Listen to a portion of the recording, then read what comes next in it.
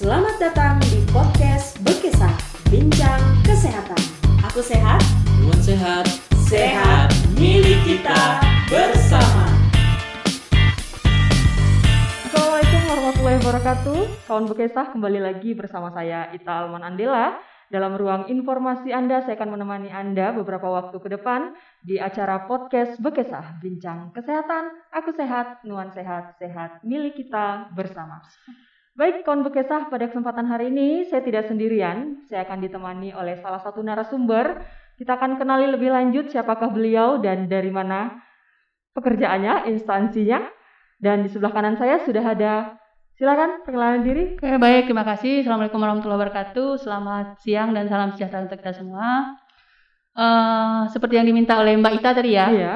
saya disuruh memperkenalkan diri ya. Nama saya Siti Wahdah, saya dari Seksi Gizi Bidang Kesehatan Masyarakat Dinas Kesehatan Kabupaten Kapuas Hulu. Jadi Mbak Ita, saya di dinas ini udah cukup lama ya, sejak tahun 2000 sampai sekarang. Mudah-mudahan juga sampai nanti masih bisa mengabdi di sini. Menuju 21 tahun berarti mengabdi di Dinas Kesehatan Ya, Kabupaten kira-kira Kapuas begitulah. Hulu. Pertama bertugas apakah langsung di Dinas Kesehatan? Nah, jadi dulu bertugas SK-nya itu di Puskesmas Putu Siba Selatan, tapi dulu namanya kan Gedamin ya. Gedamin. Oke. Itulah pertama saya bekerja, pengalamannya dari situ ngambilnya. Iya. Jadi Kak Wahdah ini sudah melanglang buana, tidak langsung dari Dinas Kesehatan ya Kak ya. Iya. Tetapi masih berproses dulu di tahapan Puskesmas sampai hari ini beliau bisa dikatakan sebagai mentor untuk teman-teman Puskesmas dalam program gizi terutama untuk Kabupaten Kapuas Hulu. Kalau saya bisa kasih lebih dari 4 jempol, saya kasih 4 jempol untuk Kak Wahdah. Oke, Kak Wahdah, seperti yang kita ketahui di tanggal 25 Januari kemarin, Betul? ya, itu merupakan Hari Gizi Nasional ke-61. Iya. Nah, berkaitan dengan Kak Wahdah sekarang berada di posisi Seksi Gizi. Kalau saya tidak salah ingat kemarin dengan tema Remaja Sehat Bebas Anemia. Iya, betul sekali. Nah. Itu yang diusung Kemenkes untuk dalam rangka memperingati Hari Gizi Nasional yang ke-61. Oke. Nah, kenapa sih kalau saya boleh tahu remaja menjadi salah satu indikator untuk program pemerintah dalam rangka perbaikan gizi gitu Kak? Oke, jadi saya persempit sedikit karena memang terkaitan dengan anemi ini kan lebih ke remaja putrinya ya. Iya. Nah, seperti yang kita ketahui bahwa remaja putri ini merupakan salah satu kelompok sasaran yang rentan terhadap anemia. Nah, karena kenapa gitu? Pertanyaan kan begitu. Nah, jadi remaja putri ini kan banyak kehilangan darah ketika dia menstruasi, ya kan? Nah, kemudian yang kedua, kondisi ini diperburuk lagi dengan kondisi kurangnya konsumsi zat besi. Nah, sehingga tadilah mengakibatkan kejadian-kejadian anemia itu. Nah, dan ini juga dibuktikan secara empiris karena berdasarkan sekitar 2013, remaja putri yang usianya di atas 15 tahun itu yang terindikasi menderita anemia itu sekitar 27,7% loh. Tinggi juga. Nah, berarti kan dari 100 itu 28-nya anemia, bayangkan tuh. Dari 100 ada Ya kan? 28 remaja putri yang ya. terkena anemia. Banyak sekali itu. Dari data Riskesdas 2013. Nah, kawan Bekesah, Riskesdas itu merupakan riset kesehatan Ya, dasar ya. riset kesehatan dasar yang melakukan riset berkaitan dengan banyak hal yang berkaitan dengan kesehatan dilakukan selama 5 tahun sekali. Nah, terakhirnya 2018. Nah, kalau tadi bisa Kak Wahdah mengatakan ini salah satu penyebabnya adalah kekurangan zat gizi. Kalau saya boleh tahu atau kawan Bekesah di rumah boleh tahu, zat gizi bisa kita dapatkan dari mengkonsumsi makanan seperti apa aja nih Kak? Khusus besi nih ya? Iya. Nah, begini, seperti yang kita ketahui bahwa HB atau hemoglobin di dalam darah itu kan diperlukan tubuh kita untuk mengangkut oksigen ke seluruh tubuh, di mana fungsi oksigen itu nanti akan menyebarkan zat gizi ke sel-sel jaringan dalam tubuh kan. Nah, pertanyaan tadi, zat gizi apa yang memberikan sumbangsi terhadap besi ya? Iya. Nah, ada 2 ini. Yang pertama zat gizi yang sumbernya heme. Heme berasal dari zat besi yang berasal dari hewani. Ya. Kemudian yang non heme dari nabati. Tetapi sebaiknya memang untuk menjaga kondisi kadar HB kita siapapun itu dianjurkan untuk mengkonsumsi zat besi yang sumbernya dari hemp tadi. Kenapa? Karena uniknya dari zat besi ini ya, begitu kita konsumsi dia tidak bisa kita serap 100% dari seluruh tubuh. Khusus yang hemp yang dari hewani tadi, ya bisa dari terutama dari daging merah ya, kayak daging sapi dan kawan-kawannya itu. Nah dia itu bisa diserap sampai 30%. Lebih besar ya berarti. Lebih besar. Ya? Nah, yang lain lagi, yang tadi seperti saya bilang yang non hemp dari nabati, sayangnya itu dia hanya bisa diserap antara 1 sampai 10% coba. Nah, jadi kalau mau lebih efektif berarti harus dari yang hemp tadi dari hewani atau bersumber dari daging-daging merah seperti daging sapi dan teman-temannya lah ya. Iya, betul. Nah, kawan Bekesah, tadi kita sudah mengetahui dari mana saja sumber makanan yang bisa menghasilkan zat besi. Nah, terkait anemi pada remaja putri yang menjadi prioritas nasional juga ya, dampaknya kira-kira apa ya Kak ya, kalau misalnya kita kekurangan zat besi atau terjadi anemia? Iya, sebenarnya ini bukan tidak simpel anemi remaja putri. Kaitannya begini, karena berkaitan dengan dampak-dampak jangka pendeknya itu kan kalau ketika seorang remaja putri ketika dia sekolah misalkan dia anemi, itu berpengaruh terhadap hadirannya di sekolah, absensinya. Nah kebetulan ya sekarang kita mengabaikan kondisi yang pandemi sekarang loh ya, kondisi normal loh.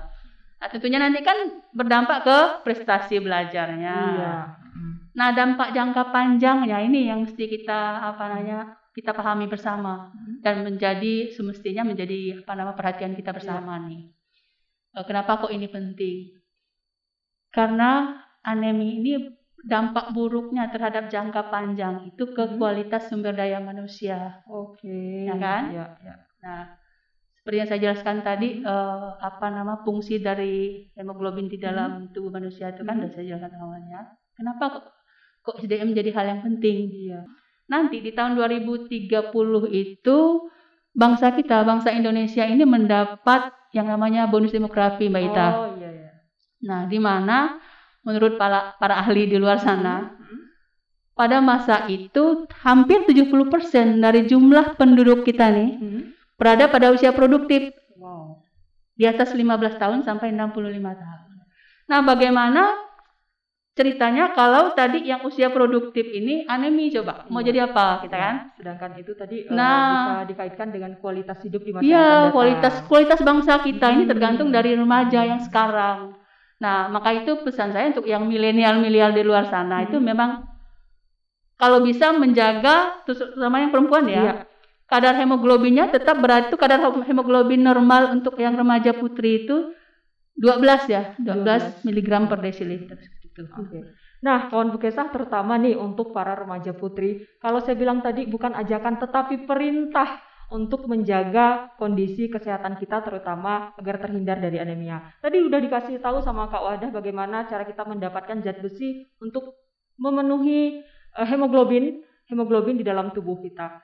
Karena kalau saya tangkap tadi perempuan itu disiapkan Tuhan untuk menjadi rumah pertama bagi kehidupan manusia di muka bumi ini. Sebelum kita melahirkan generasi-generasi yang akan datang. Tentunya setiap ibu akan mengharapkan anak-anaknya nanti akan menjadi generasi unggul untuk pembangunan bangsa Indonesia tercinta. Satu lagi nih saya tambahkan, ada hal yang juga mesti diperhatikan nih oleh kawan-kawan di sana terkait dengan sumber. Tadi kan kita bicara tentang sumber zat besi kan.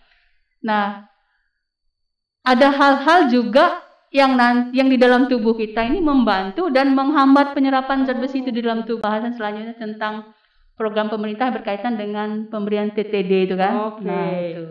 Nah, berarti kalau seperti ini kawan Bekesah akan ada next time kita berkomunikasi dengan Kak Wahdah terkait yang menghambat dan yang mempermudah asupan zat besi tadi di dalam tubuh kita. Nah, kira-kira cara pencegahannya selain dari mengkonsumsi zat besi tadi, apakah ada cara lain untuk dapat dilakukan agar bisa mencegah terjadinya anemia terutama pada remaja putri? Kaitan dengan program pemerintah tentunya ya. Nah, Kemenkes itu membuat program dalam kaitan dengan pencegahan anemia ini khususnya pada remaja putri, yaitu melalui pemberian tablet tambah darah terhadap remaja putri di sekolah ya. Nah, remaja putri di sini yang usianya 12 sampai 18 tahun, Mbak. Nah, jadi anak-anak remaja putri yang berada di lingkungan sekolah di Indonesia ini mendapatkan 1 tablet tambah darah. Oke. 1 tablet 1 minggu. 1 tablet 1 minggu. Oke. Nah, jadi kalau dihitung 1 tahun dia per orang itu mendapatkan tablet tambah darah itu sekitar 52 tablet. Nah, kaitan dengan yang tadi yang membantu penyerapan dan menghambat. Itu saya tanya dulu, gratis atau tidak? Gratis, cuma-cuma. Jadi itu diberikan oleh kawan-kawan puskesmas. Jadi mereka yang nanti mendistribusikan ke sasaran lewat sekolah. Tentunya bekerja sama dengan itu, termasuk dengan berkaitan dengan program Promkes ya, UKS ya. Tentunya program ini juga merupakan program integrasi, tidak hanya pergerakan dari seksi gizi sendiri, tetapi kalau kawan-kawan Bukesah mungkin remaja putri yang sekarang sedang menyaksikan pernah menerima tablet tambah darah tersebut di SMP ya, kalau kita lihat SMP dan SMA ya. Kalangan usia 12 sampai 18 tahun. Nah, itu merupakan salah satu program dari pemerintah Republik Indonesia untuk menjaga kualitas kawan-kawan Bukesah, terutama para remaja putri di luar sana. Betul. Kita nyambung sedikit ya. Nyambung, ya. Tadi yang saya bilang yang menghambat dan membantu penyerapan. Nah, FE ini bisa diserap tadi karena walaupun dia makan banyak, tadi kan udah unik saya bilang, tidak bisa diserap 100%, hanya maksimal 30 yang M kan. Nah, untuk suplementasi ini sebaiknya kawan-kawan milenial ketika mengkonsumsi tablet FE ini sebaiknya ditemani. Kalau saya ke kawan-kawan gizi puskesmas itu dikawinkan dengan vitamin C. Nah, salah satu fungsi dari vitamin C itu membantu penyerapan Fe di dalam tubuh kita, Mbak. Nah, tentunya vitamin C bisa dari tabletnya, itu kan. Bisa juga dari sumber bahan makanan. Contohnya jeruk dan segala macam tuh kan yang kadar vitamin C-nya yang mengandung vitamin C-nya cukup tinggi. Nah, sebaik itu yang membantu kan. Ada lagi yang menghambat nih, lawannya tadi, lawan C. Nah, saran saya kepada milenial nanti ketika mendapatkan tablet tambah darah ini di sekolahnya ataupun dia mandiri misalkan bisa juga tuh. Nah, tidak meminum tablet tambah darah ini bersamaan dengan teh misalkan. Nah, kemudian bersamaan dengan susu. Kenapa? Kok enggak bisa dengan susu? Karena di dalam susu itu ada kalsiumnya. Nah, cukup tinggi kan kalsium dalam susu tuh. Nah, kalsium itu kontraindikasi dengan VC kalau berhubungan dengan Fe tadi. Dia akan menghambat penyerapan Fe di dalam tubuh. Ilmu baru nih kawan Bukesah. Hati-hati kalau misalnya kan banyak keluhan nih, tablet tambah darah amis, bau, misalnya kan bikin mual. Mungkin kawan-kawan Bukesah di rumah udah telanjur supaya menghilangkan aroma amis minumnya dengan susu, dengan teh. Nah, ternyata itu keliru kawan Bukesah. Lebih baik ternyata mengkonsumsinya dengan ditambahkan dengan konsumsi vitamin C.